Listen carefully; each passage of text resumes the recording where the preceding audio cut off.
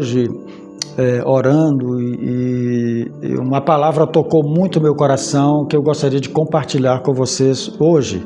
Espero que abençoe a vida de vocês, porque a ressurreição de Jesus não é apenas um evento histórico, não é? É um evento histórico, mas a ressurreição de Jesus é algo para ser vivido todos os dias.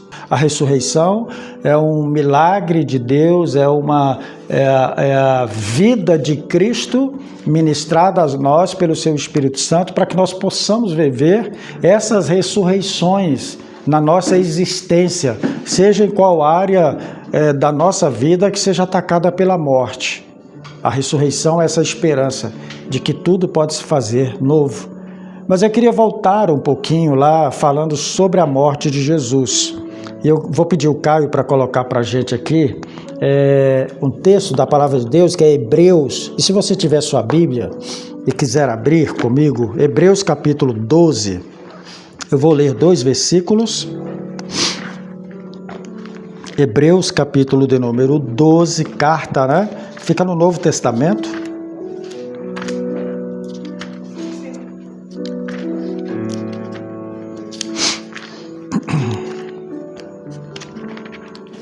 Hebreus capítulo de número 12.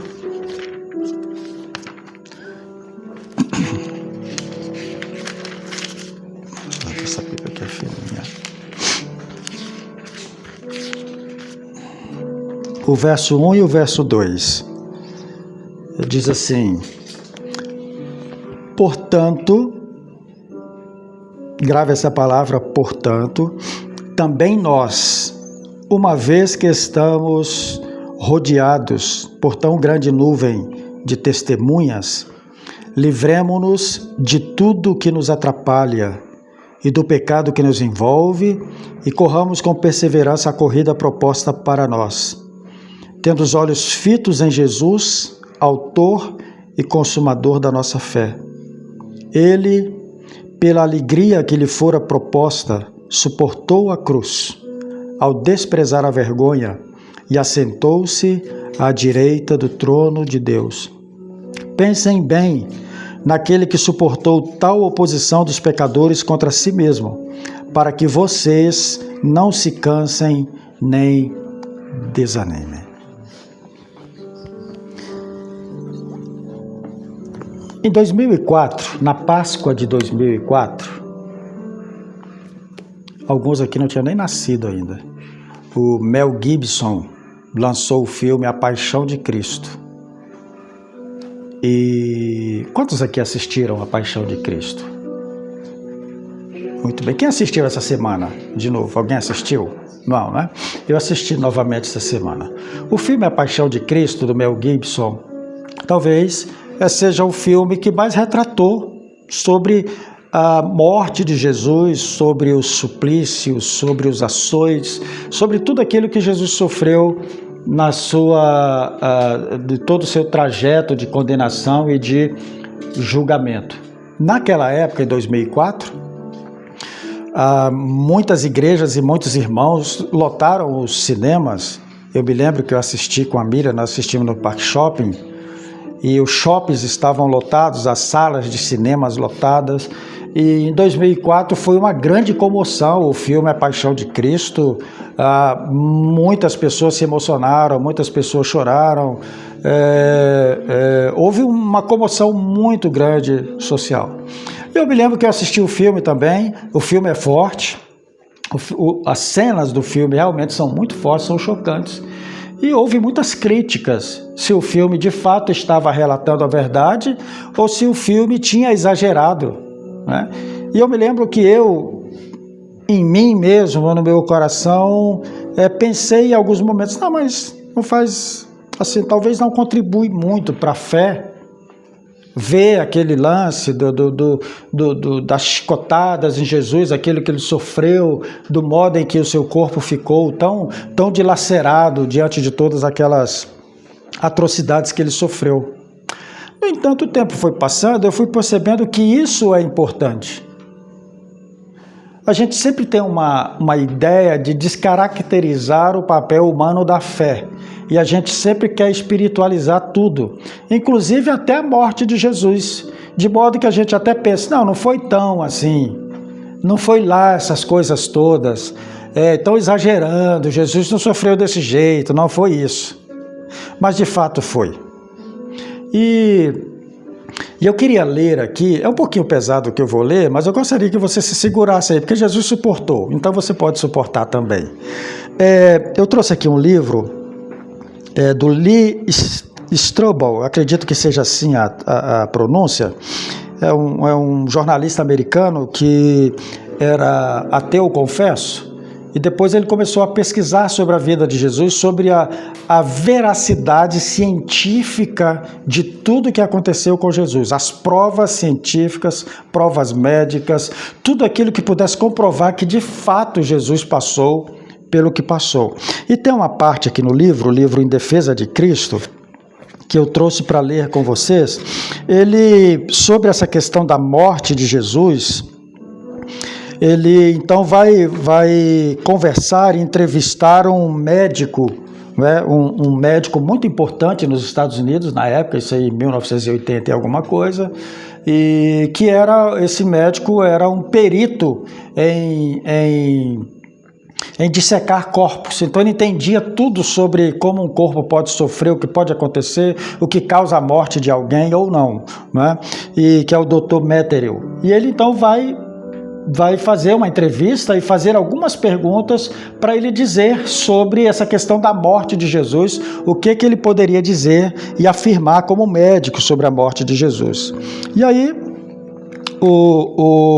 ele pergunta então para o doutor como é que foi a questão que antecedeu a morte de Jesus. E aí o doutor responde o seguinte: tudo começou logo depois da última ceia. Jesus foi com seus discípulos para o Monte das Oliveiras, o Jardim de Getsêmani.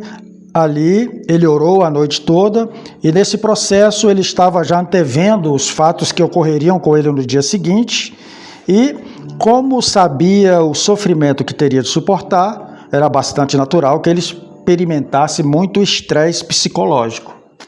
Então, os evangelhos nos contam que Jesus no Getsêmani passou a suar, não é, gotas de sangue, né? Todos se lembram desse relato do evangelista Lucas, né?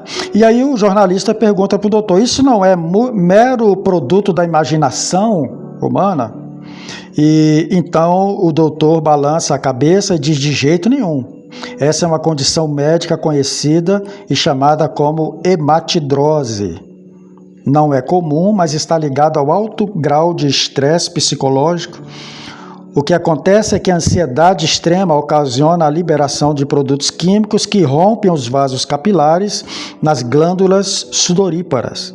Em consequência, essas glândulas sangram um pouco e o suor brota misturado com sangue. Não estamos falando de muito sangue, mas uma quantidade suficiente de sangue. E aí o jornalista pergunta para ele: tá, e qual outro efeito isso tem no corpo de um indivíduo? E ele então vai dizer que o efeito é que a pele dessa pessoa fica muito mais frágil, de modo que quando Jesus foi açoitado pelo soldado romano no dia seguinte, sua pele já deveria estar muito, muito sensível.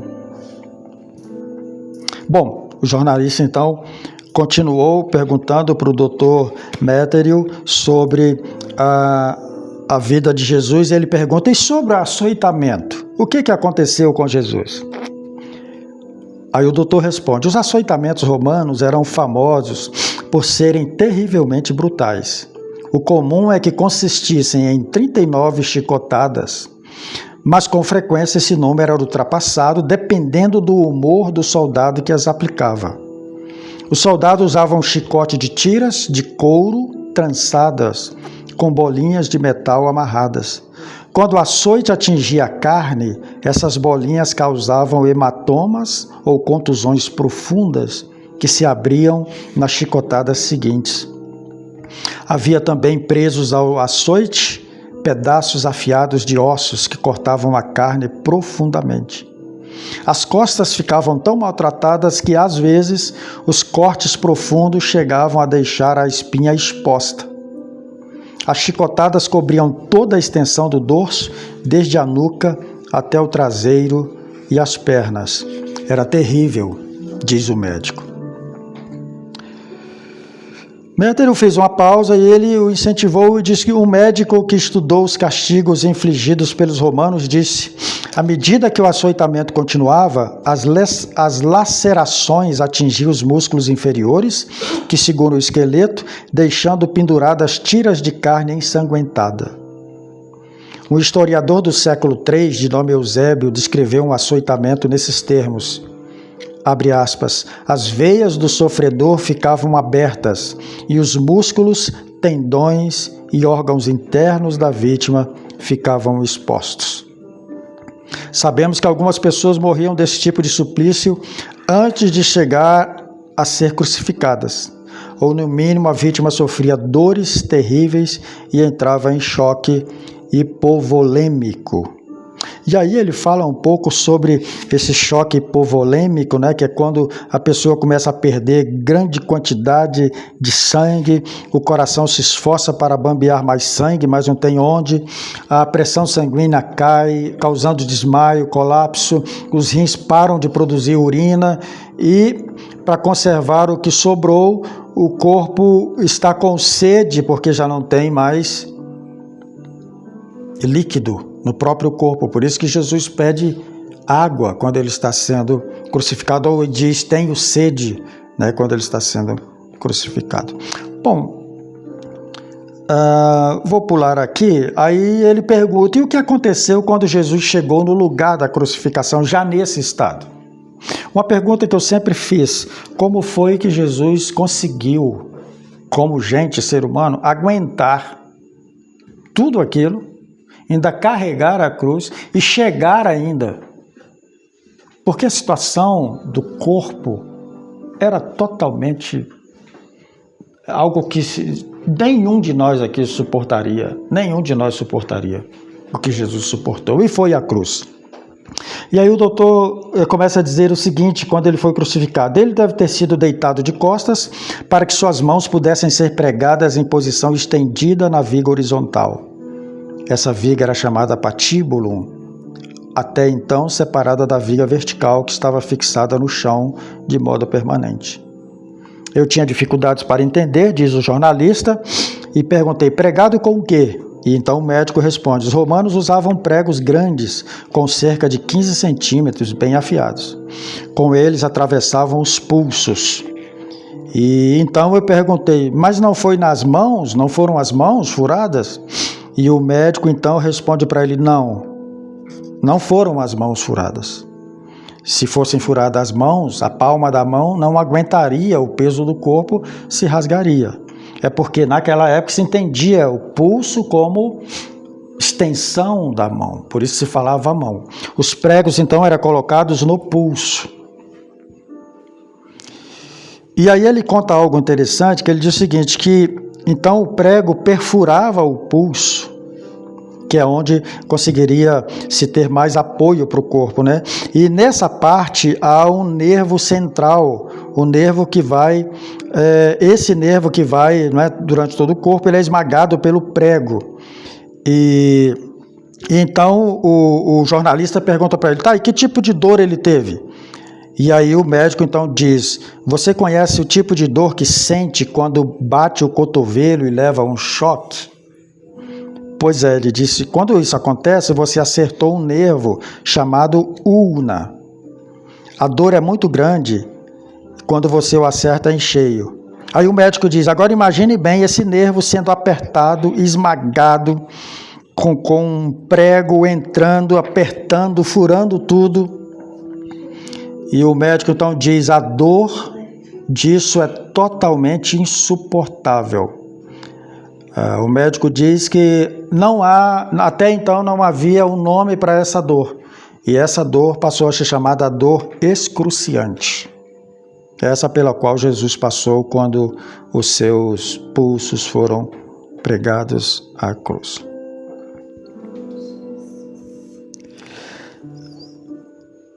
Qual foi a causa da morte de Jesus, né? O médico responde: uma vez que a pessoa está pendurada em posição vertical, a crucificação é, em essência, uma lenta agonia até a morte por asfixia. A razão para isso é que a tensão dos músculos e de diafragma deixa o peito na posição de inalar. E aí tem aquele fato, né? Na cruz, todos já viram, o crucificado era colocado e colocava-se um assento embaixo na cruz, onde os pés ficavam, os joelhos ficavam meio flexionados, né? Aquilo era para que ele ficava pendurado, começava a entrar agonia, não conseguia respirar. Então o crucificado apoiava os pés ali, subia o corpo e conseguia respirar. Mas esse ato de fazer essa força nos pés, que também estavam cravados, eles causavam uma dor absurda, mas ele conseguia respirar. E esse movimento, o crucificado ia fazendo até quando ele não conseguisse mais fazer esse movimento e morria asfixiado, porque não havia mais sangue oxigenando a mente, não é, o coração, enfim, todo o organismo. Isso aqui o doutor explica aqui também, não é? E aí, quando já passado o momento da morte de Jesus, eles vão então, naquela época da crucificação, então saber se a pessoa já tinha morrido, chegava diante do crucificado e se ele ainda estivesse respirando, eles quebravam as pernas, né, do crucificado, quebravam as pernas, que ele não poderia mais fazer o movimento e logo ele morreria. Em Jesus não quebraram as suas pernas, é uma profecia do Salmo 22, que diz que nenhum dos seus ossos foi quebrado, porque quando chegaram lá, certificaram que Jesus já havia morrido. Mas para que não ficasse apenas na informação, um dos soldados veio com uma lança, né, e colocou do lado de Jesus, e João, que estava bem pertinho naquela hora, faz o seu relato e diz que quando o soldado enfiou a lança no lado de Jesus, saiu água e sangue. E os médicos também explicam isso, o fato de sair água e sair sangue, porque já não havia absolutamente mais nada no corpo dele que pudesse mantê-lo vivo. Essa foi a morte de Jesus. Eu queria que você colocasse aqui de novo o texto para nós, Caio. Pedro, ao escrever também sobre a morte de Jesus, ele diz que Jesus foi insultado, não revidava. Ele disse que Jesus sofria ameaças e carregou ele mesmo o madeiro sobre o seu corpo. Jesus carregou o madeiro sobre o seu corpo, os nossos pecados estavam sobre ele. Ele carregou sobre o seu corpo. João também diz que, tomando ele a sua cruz, saiu para o lugar chamado Gólgota, né, ou caveira, né, tomando ele a sua cruz. Então, o corpo de Jesus, o seu corpo humano, estava totalmente envolvido também na crucificação. E esse texto que eu li nos diz, nós, uma vez que estamos rodeados por tão grande nuvem de testemunhas, livremo-nos de tudo que nos atrapalha e do pecado que nos envolve e corramos com perseverança a corrida proposta para nós, olhando para Jesus, ou tendo os olhos fitos em Jesus, o autor, ou seja, aquele quem elaborou, que pensou, e o consumador, aquele que realizou. Ele pensou nisso e ele realizou aquilo que ele havia pensado, né? O autor e consumador. Ele, pela alegria que lhe fora proposta, suportou a cruz. Jesus suportou a cruz. Quando essa palavra suportou aparece aqui em Hebreus, do escritor aos Hebreus, ela tem um sentido muito profundo. Muito profundo. Não é apenas sobre aguentar a dor, não é apenas sobre carregar a cruz, não é apenas sobre sofrer, mas é sobre permanecer debaixo de um peso sem desistir. Então, Jesus suportou a cruz, era um peso, era desumano. Nós olhando, diríamos assim, ninguém aguentaria isso. Mas a Bíblia diz, ele suportou. Ele ficou debaixo daquele peso sem desistir. Ele não abriu mão. Ele continuou firme quando tudo estava pesado. Permaneceu no caminho mesmo quando poderia fugir.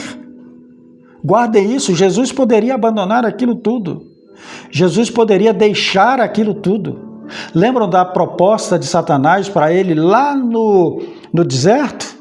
Quando diz para ele, você não precisa fazer esse caminho, só você me adorar, você vai ter tudo. Para que esse caminho? Para que sofrer? Para que passar por isso tudo? Mas Jesus não desistiu, a palavra suportou, aqui tem essa ideia, ele continuou mesmo quando o sofrimento estava terrível, algo que ninguém pudesse aguentar. Ele permaneceu debaixo da cruz sem abandonar o seu propósito. Ele poderia ter parado, poderia ter desistido, poderia ter recuado, mas ele permaneceu por amor a nós, permaneceu pelo bom propósito e desejo de Deus sobre nós. Mas além desse sofrimento humano, carnal de Jesus, há um outro sofrimento também que estava implícito na vida de Jesus. Eu anotei aqui uma fala de Joel Bick, né? Ele fala que Jesus suportou a cruz quando nenhum olho de misericórdia foi colocado sobre ele. Não havia um olhar de misericórdia sobre ele. O que estava sobre ele era a ira de Deus por causa dos nossos pecados. Ele não poderia clamar e dizer, Senhor, tem misericórdia de mim. Ele estava carregando os nossos pecados. Era a ira de Deus derramada sobre Jesus. Não havia um olhar de misericórdia sobre ele. Não havia ninguém dizendo, nossa, eu tenho pena, eu entendo você, eu compreendo você. Não tinha ninguém para dizer isso. Ele estava sozinho, suportando aquele peso, suportando aquela dor, suportando aquele sofrimento. Jesus suportou, e suportou quando foi rejeitado por mim, quando foi rejeitado por você, foi rejeitado pelo céu, foi rejeitado pela terra, foi rejeitado pelo inferno, mas ele suportou a cruz. Suportou quando foi abandonado pelo Pai e clamou, Deus meu, por que me desamparaste? Ser abandonado pelo Pai foi a agonia das agonias. Ser abandonado pelo Pai foi o inferno dos infernos. Não existe nada que se possa comparar assim, eu fui abandonado pelo Pai. Não existe uma realidade tão terrível. E Jesus sabia muito bem o que era isso, mas ele continuou, suportou a cruz. E fez isso por minha causa, por sua causa. Ele entrou nessa essência do inferno por causa do nosso pecado. Aliás, a gente, na verdade, não vai conseguir nunca dizer tudo que Jesus sofreu, entender e compreender como foi o sofrimento dele por causa dos nossos pecados. Na cruz, Jesus não é mais o amado do Pai. Não está lá mais como este é o meu filho amado em quem me comprazo. Jesus agora é o maldito por causa dos nossos pecados. Os pecados de toda a humanidade. E a Bíblia diz, mas ele suportou tudo. Sem pecado algum, mesmo sem ter cometido falha alguma, ele suportou a cruz em nosso lugar. O profeta Isaías, antevendo isso, já tinha dito, né? Ele foi oprimido, afligido, contudo, não abriu a sua boca. Como um cordeiro foi levado para o matadouro, e como ovelha que diante de seus tosqueadores fica calada, ele não abriu a sua boca. Agora, a gente fica pensando o seguinte, e aqui vem o escândalo do Evangelho. Ou isso é a pura verdade de Deus, o puro amor de Deus, a pura misericórdia de Deus sobre nós, ou isso é uma história de carochinha, porque você não tem outro lugar para ficar diante disso. Ou isso é a grande história de salvação e de amor de Deus para a humanidade em Cristo Jesus, ou isso é mais uma das outras histórias que o povo conta. Eu prefiro acreditar que a misericórdia é a grande história de amor de Deus pela humanidade em Cristo Jesus, o nosso Senhor, que suportou todas essas coisas, suportou a cruz, ao desprezar a vergonha, não é? Tudo aquilo que estava diante dele, ele suportou e carregou a sua cruz. Obviamente que a pergunta sincera que eu quero fazer para você, e gostaria que você olhasse para você mesmo, é: qual é a maior cruz que você está carregando agora? Qual é a maior cruz que você está carregando agora? Porque a Páscoa não é apenas uma lembrança, a Páscoa não é apenas uma festa para lembrar, a Páscoa é um convite. A Páscoa é um convite para a gente confiar. A Páscoa é um convite para a gente continuar caminhando. A Páscoa é um convite para a gente viver com esperança. Se Jesus suportou a cruz, e olha que Jesus suportou a substância da aflição, nós apenas a sombra. As nossas aflições são apenas sombra diante daquilo que Jesus suportou em nosso lugar. Nós temos lutas, eu sei que nós temos lutas, eu sei que nós sofremos, eu sei que nós temos dificuldades, mas se Jesus não tivesse ido em nosso lugar à cruz, nós não teríamos condição jamais de suportar aquilo que ele suportou. Então ele fez a parte essencial. E agora ele diz, nós temos lutas, ele mesmo diz, no mundo tereis aflições, mas tende bom ânimo. E às vezes a gente tem lutas dentro da família, né? Enfrentamos lutas dentro da família, às vezes enfrentamos lutas com a gente mesmo, dores emocionais, dores existenciais, às vezes uma preocupação financeira, às vezes é um problema no lar, às vezes é um problema de saúde, uma enfermidade, decepções, medos, que ninguém vê, que ninguém sabe, mas que nós enfrentamos, perguntas que nós enfrentamos todos os dias, e isso dói, porque a cruz dói, o sofrimento dói, a cruz pesa, cansa, mas Jesus suportou a cruz. Mas Jesus suportou a cruz, e foi nesse lugar onde a presença de Deus revelou graça, revelou amor e força para que ele permanecesse fiel.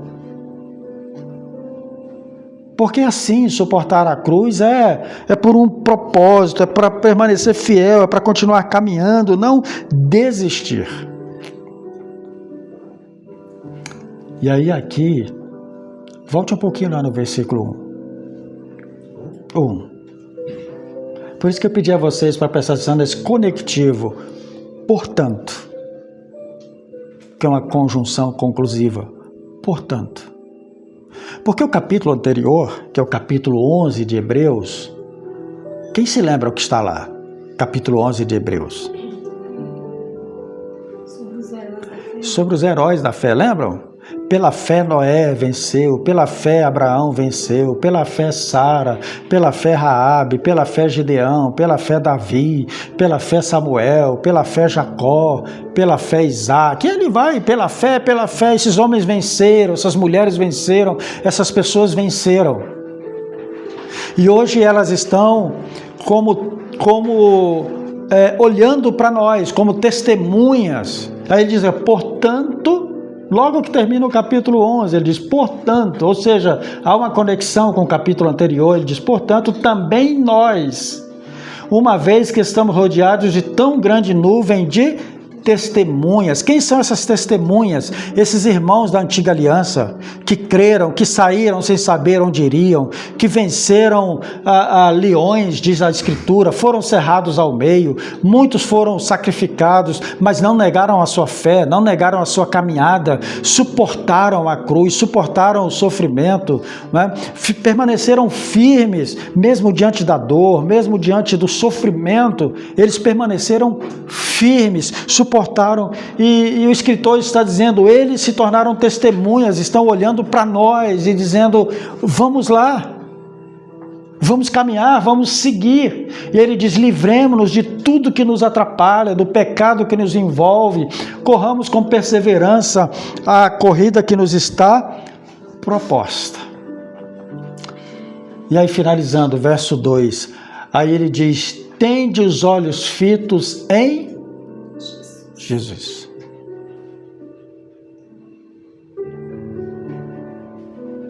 Aí ele podia ter dito, tende os olhos fitos em Moisés. Não. Tende os olhos fitos em Raabe. Não.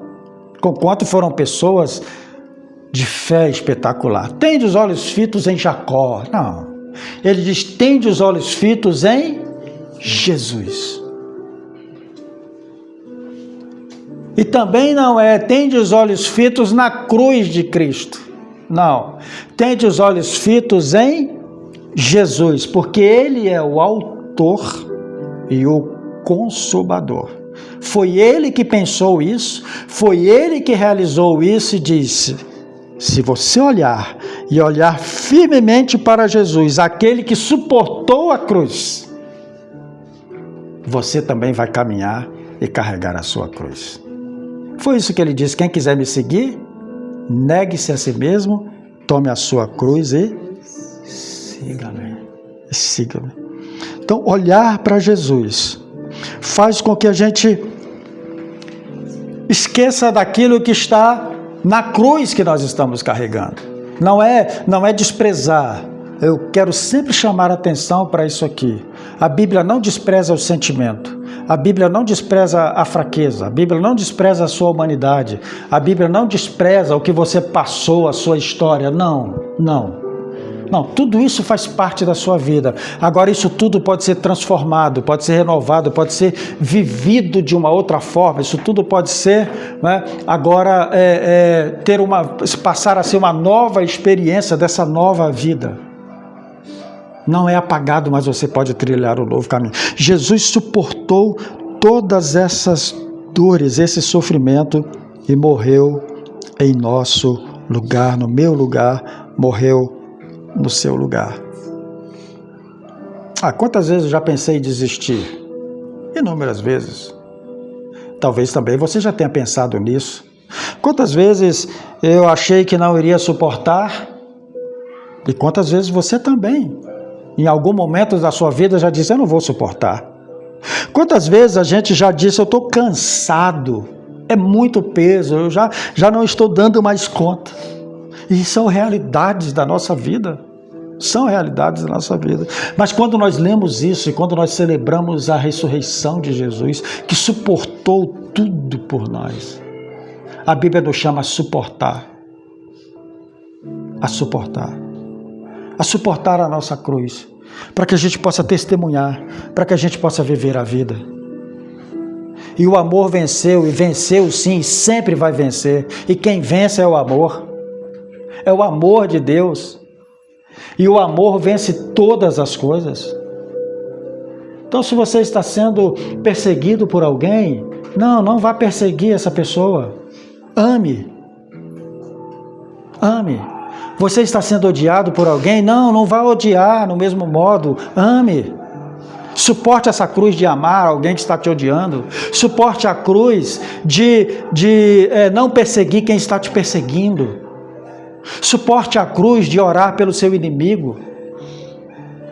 Suporte a cruz, né, nesse mundo de cancelamentos. Não estou falando desse cancelamento lá na rede e tal, mas o cancelamento da existência, que é muito maior. Não, fique firme e continue no seu propósito. Jesus suportou a cruz e diz o texto que por uma alegria, coloca ali o verso 3 para nós, para a gente terminar.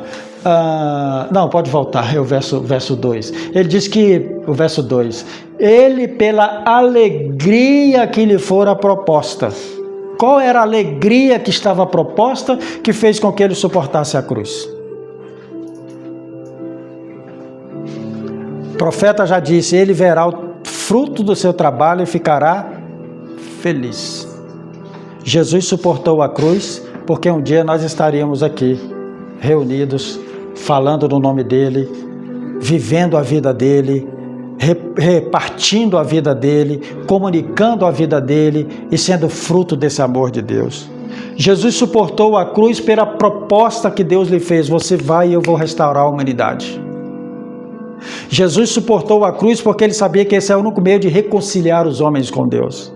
Esse era o único meio de reconciliar pessoas com pessoas.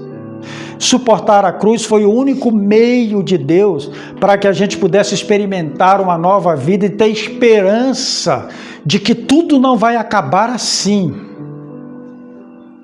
E a história não acaba numa sexta-feira, porque sempre tem um domingo depois da sexta.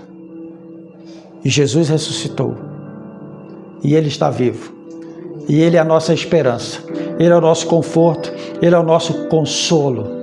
E Ele suportou e nos chamou também para caminhar, suportar e viver para a glória de Deus. Então você pode, eu posso, nós podemos, ajudando uns aos outros, orando uns pelos outros, suportar a cruz, caminhar, porque nós vamos ver a proposta de Deus, a alegria de Deus, a bênção de Deus sobre a nossa vida. E é tão bom essa experiência de você ter passado por um momento tão difícil que você diz assim, não vou conseguir. E aí você passou, pessoas te ajudaram, estenderam as mãos, você conseguiu caminhar, aí você chega do outro lado, mas que alegria, que felicidade poder chegar aqui. Eu poderia ter parado lá atrás, poderia ter desistido. Não, eu vou continuar.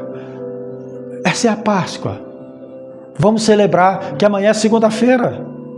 Amanhã é segunda. E a gente vai para a vida. E nós vamos para as nossas experiências cotidianas. Nós vamos para a nossa labuta diária. E é lá que é para a gente suportar. Amanhã você vai suportar aquele chefe chato. Amanhã você vai suportar alguém que você não gostaria de suportar. Alguém que está sendo ruim, mas você vai cheio do amor e fala, Senhor, me ajuda, me dê graça, eu preciso suportar. Claro que eu não estou falando aqui de suportar algo assim de modo não ativo, não, é o suportar ativo, é o suportar de quem está sofrendo a dor, mas está firme, confiando, caminhando, exercendo a fé, orando, buscando ao Senhor, mesmo em sofrimento, mas está ajoelhado diante de Deus e vivendo a vida que Deus nos propõe em Cristo Jesus.